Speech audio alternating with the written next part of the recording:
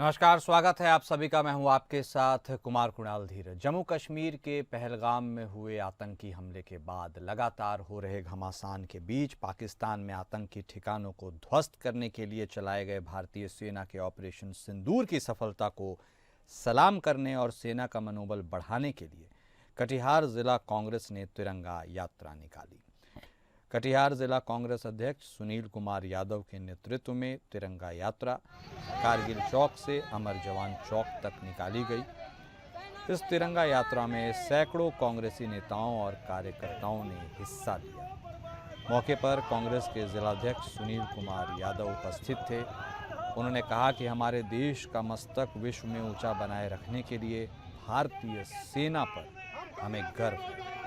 पहलगाम में 26 निर्दोष नागरिकों की हत्या का बदला लेने के लिए सैनिकों ने पाकिस्तान के आतंकी ठिकानों को जिस तरह ध्वस्त किया है वह अनुकरणीय है।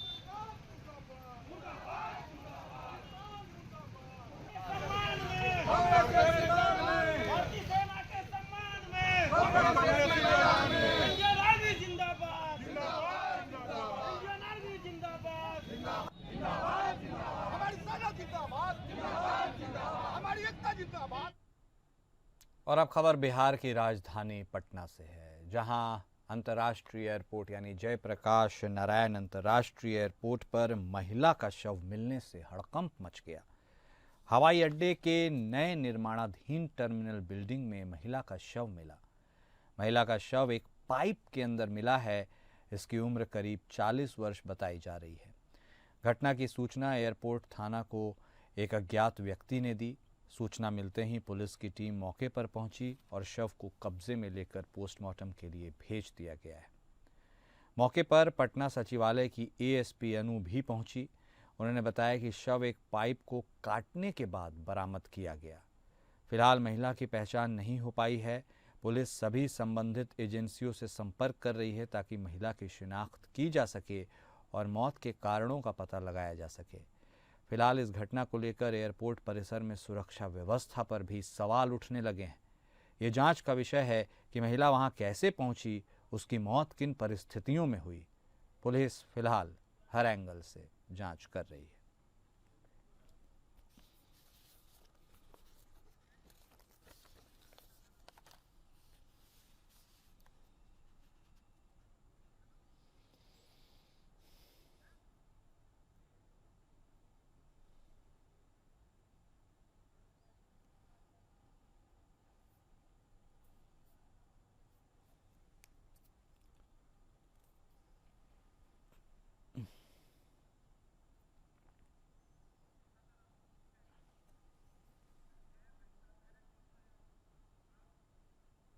और अब खबर सहरसा जिले से है, जहां सीएनजी टेम्पो और ट्रक में जोरदार टक्कर हो गई। इस हादसे में टेम्पो ड्राइवर सहित 3 लोग घायल हो गए। हादसे में एक बच्ची की मौके पर मौत हो गई। बच्ची की मौत के बाद परिवार वालों का रो रो कर बुरा हाल है। घटना सहरसा जिले के बनमा इटहरी थाना क्षेत्र अंतर्गत मुरली गांव के समीप की बताई जा रही है। घायलों को इलाज के लिए सदर अस्पताल सहरसा में भर्ती करवाया गया। तो वहीं 5 वर्षीय आरुषि कुमारी की घटनास्थल पर ही मौत हो गई। घटना की सूचना मिलते ही पुलिस घटनास्थल पर पहुंची और मृतक बच्ची के शव को अपने कब्जे में लेकर पोस्टमार्टम के लिए उसे सदर अस्पताल सहरसा भेज दिया गया। आगे की कार्रवाई में भी पुलिस जुट गई है।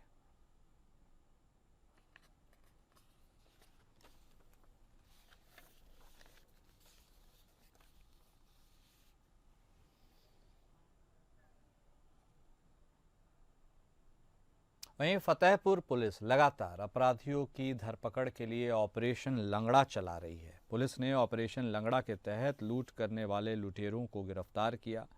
NH2 हाईवे पर ब्रेजा कार में सवार 3 लुटेरों ने स्विफ्ट कार सवार ड्राइवर को असलहे के दम पर लूट लिया, जिसमें लुटेरों ने स्विफ्ट कार के साथ कुछ रुपए भी लूट लिए थे। घटना की जानकारी पुलिस को दी गई। पुलिस ने मामले में कार्रवाई की। पुलिस ने चेकिंग के दौरान लुटेरों की कार की घेराबंदी की। पुलिस टीम को देखते ही आरोपियों ने फायरिंग शुरू कर दी। पुलिस की जवाबी फायर में करण सिंह और कृष्णा के पैर में गोली लगने से वे घायल हो गए और तीसरे आरोपी को पुलिस ने पकड़ लिया। लुटेरों के कब्जे से पुलिस ने लूटी हुई कार, लूट में प्रयुक्त ब्रेजा कार और रुपए के साथ 2 देसी तमंचा भी बरामद किया है। साथ ही पुलिस अधीक्षक ने गिरफ्तारी करने वाली टीम को 25,000 रुपए का नगद पुरस्कार भी दिया।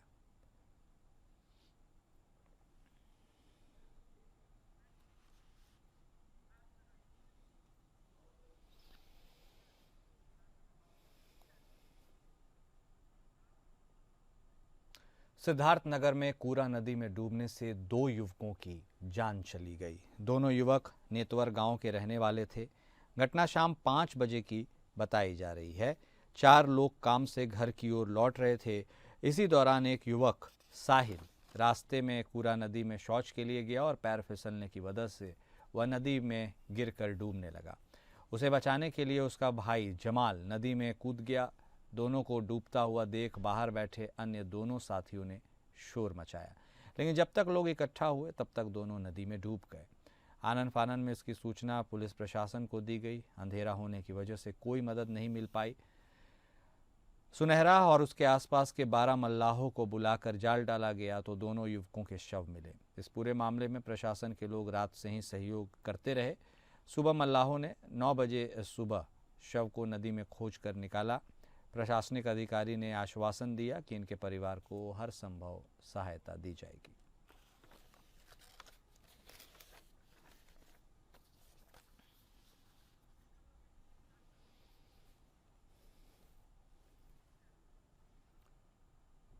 वहीं पीलीभीत में तेज रफ्तार का कहर देखने को मिला है।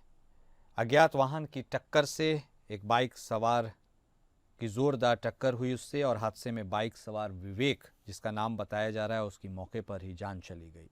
वहीं मुकेश, एक अन्य युवक, गंभीर रूप से घायल हो गया। दोनों युवक गाजीपुर कुंडा के रहने वाले बताए जा रहे हैं। दोनों युवक चचेरे भाई भी हैं। सूचना मिलने पर पुलिस पहुंची और शवों को कब्जे में लिया। घायल युवक को सामुदायिक स्वास्थ्य केंद्र बरखेड़ा में भर्ती कराया गया है।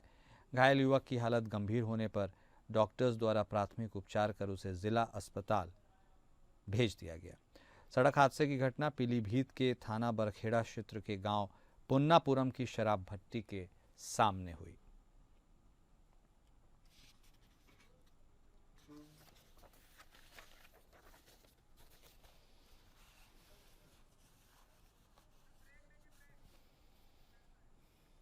भारत और पाकिस्तान के बीच जारी तनाव को देखते हुए उत्तराखंड सरकार ने भी पुलिस और प्रशासन को हाई अलर्ट पर रहने के निर्देश दिए हैं। इसके देखते हुए पुलिस प्रशासन भी अब अलर्ट मोड पर नजर आने लगी है। एसएसपी पौड़ी लोकेश्वर सिंह ने बताया कि राज्य सरकार और उच्च अधिकारियों द्वारा दिए गए निर्देश का पालन किया जा रहा है। इसके साथ ही उन्होंने यह भी बताया कि इस समय उत्तराखंड में 4 धाम यात्रा भी चल रही है, जिसकी सुरक्षा के मद्देनज़र स्थानीय पुलिस और आईटीबीपी के जवान तैनात हैं। वहीं उन्होंने निर्देश भी जारी किया है कि 4 धाम यात्रा में संदिग्ध वाहनों और व्यक्तियों की जानकारी तुरंत दी जाए। इसके साथ ही उन्होंने सोशल मीडिया में बेवजह अफवाह फैलाने वाले लोगों से भी अपील करते हुए कहा कि देश की सुरक्षा का काम सिर्फ पुलिस या जवानों का नहीं है। देश में रह रहा हर व्यक्ति इस समय देश की रक्षा कर सकता है। वह बेवजह सोशल मीडिया में भ्रम फैलाने का काम न करे, अन्यथा पुलिस को भी उनके खिलाफ कार्रवाई करने के लिए विवश होना पड़ेगा।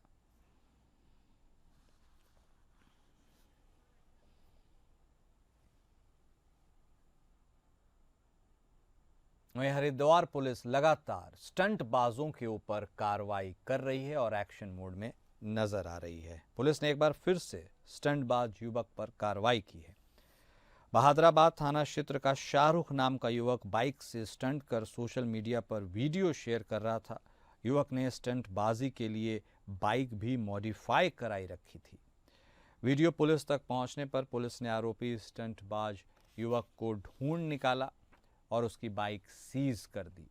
इतना ही नहीं, पुलिस ने युवक को कड़ी फटकार लगाते हुए उससे माफ़ी मंगवाकर उसका वीडियो भी सोशल मीडिया पर पोस्ट किया।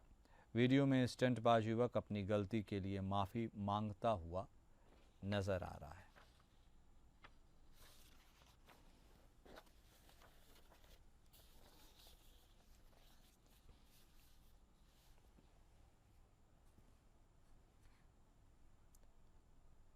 देहरादून ऑटो संगठन ने एक अनूठी मिसाल पेश की है।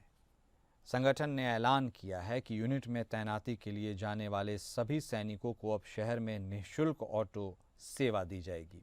यही नहीं, सैनिकों के परिजनों को भी यह सेवा उपलब्ध कराई जाएगी ताकि देश की रक्षा में लगे इन वीरों को और उनके परिवारों को किसी प्रकार की असुविधा न हो। इस मुहिम की शुरुआत देहरादून के रिस्पना पुल स्टैंड से की गई है और जल्दी इसे शहर के अन्य स्टैंड्स तक विस्तारित किया जाएगा। संगठन के अध्यक्ष पंकज अरोड़ा ने जानकारी दी कि देहरादून में 2800 ऑटो और रिक्शा संचालित हैं जो इस सेवा में समर्पित रहेंगे।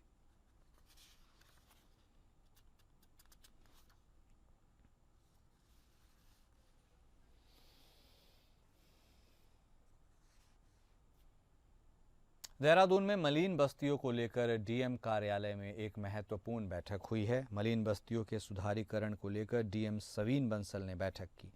डीएम ने बताया कि मलिन बस्तियों में लोग मजबूरी की वजह से रह रहे हैं और ऐसे में हमारा दायित्व है कि पर्यावरण को बचाना और मलिन बस्ती में रह रहे लोगों को भी गरिमापूर्ण जीवन देना।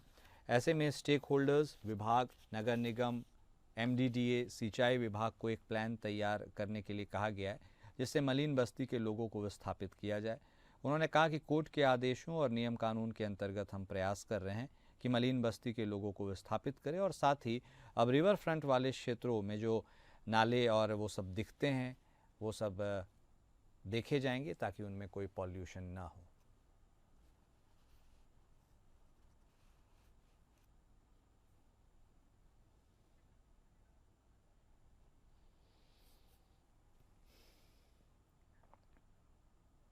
उत्तराखंड प्रदेश में 4 धाम यात्रा चल रही है और इस अवसर पर कई भ्रामक खबरें भी सोशल मीडिया पर चलाई जा रही हैं, जिसको लेकर आईजी गढ़वाल का बयान सामने आया है। उन्होंने कहा है कि 4 धाम यात्रा सुचारू रूप से चल रही है। श्रद्धालुओं की सुरक्षा व्यवस्था और यातायात प्रबंधन के पुख्ता इंतजाम किए गए हैं।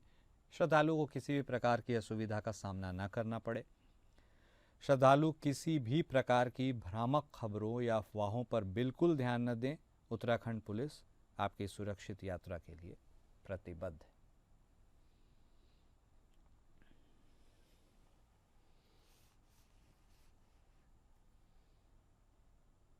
देर रात मुख्य सचिव आनंद वर्धन, शैलेश बगौली, पुलिस महानिदेशक दीपम सेठ उत्तराखंड राज्य आपदा प्रबंधन प्राधिकरण स्थित राज्य आपातकालीन परिचालन केंद्र का निरीक्षण करने पहुंचे। इस दौरान उन्होंने कंट्रोल रूम में व्यवस्थाओं का जायजा लिया। उन्होंने कहा कि किसी भी प्रकार की आपदा की स्थिति में राहत और बचाव कार्य के दौरान सूचनाओं का त्वरित गति से आदान प्रदान करने में राज्य आपातकालीन केंद्र की महत्वपूर्ण भूमिका है, लिहाजा व्यवस्थाओं को दुरुस्त रखा जाना आवश्यक है। इस अवसर पर आपदा प्रबंधन विभाग के सचिव, अपर मुख्य कार्यकारी अधिकारी, अपर सचिव और अन्य अधिकारी उपस्थित थे।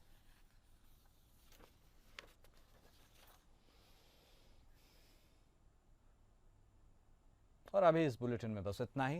नमस्कार।